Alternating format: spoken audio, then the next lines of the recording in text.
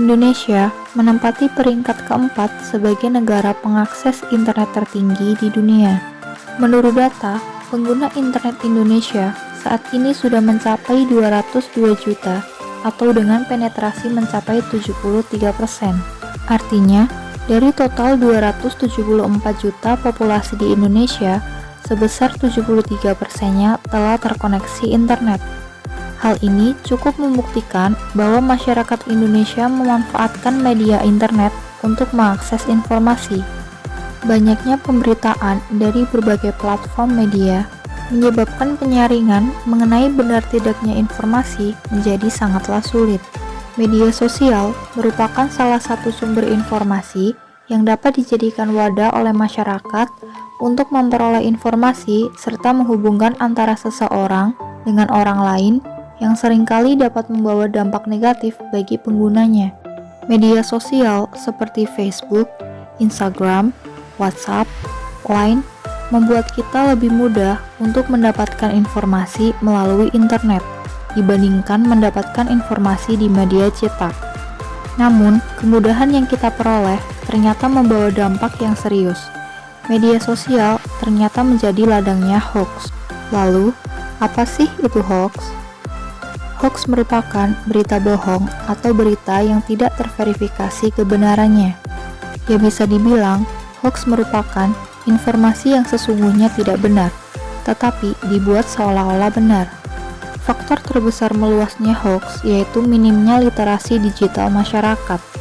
Literasi digital masyarakat adalah kemampuan berpikir kritis terhadap informasi yang diterima di era digital termasuk media sosial. Kemampuan ini wajib dibutuhkan di era informasi seperti masa kini. Diperlukan juga kemampuan menerima, mengolah, dan memilih informasi. Sejak virus corona menjangkit negara Cina dan sebagian besar negara-negara besar di dunia, termasuk Indonesia, di tengah masa pandemi COVID-19, kita banyak menemukan informasi palsu di media sosial. Bahkan seringkali dikait-kaitkan dengan isu politik dan cukup hangat di tengah masyarakat. Di masa digital ini, masyarakat bebas menyalurkan aspirasi mereka melalui media sosial.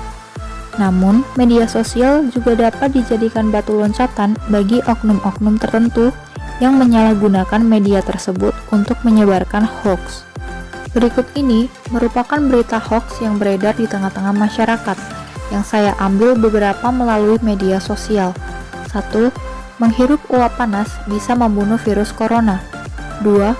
Vaksin COVID-19 mempercepat kematian. 3. Penyembuhan virus corona dengan bawang putih.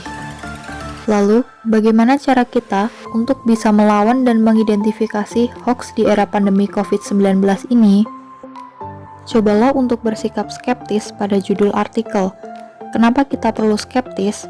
Karena berita hoax cenderung memiliki judul yang clickbait. Jadi, apabila menemui judul yang provokatif, sebaiknya cari referensi berita yang serupa dari situs online resmi. Lalu kemudian bandingkan isinya apakah sama atau berbeda. Pastikan berita tersebut ditulis oleh sumber yang Anda percayai dan memiliki reputasi keakuratan yang baik. Cermati alamat situs dan periksa fakta. Untuk informasi yang Anda peroleh dari website, cermati alamat situs tersebut dan perhatikan dari mana berita berasal dan dari mana sumbernya. Kemudian, lihat keseimbangan sumber tersebut. Jika hanya satu sumber, pembaca tidak dapat mendapatkan gambaran yang utuh. Maka, Anda perlu mengamati perbedaan berita yang dibuat berdasarkan fakta atau opini. Perhatikan judul, isi, dan tanggal.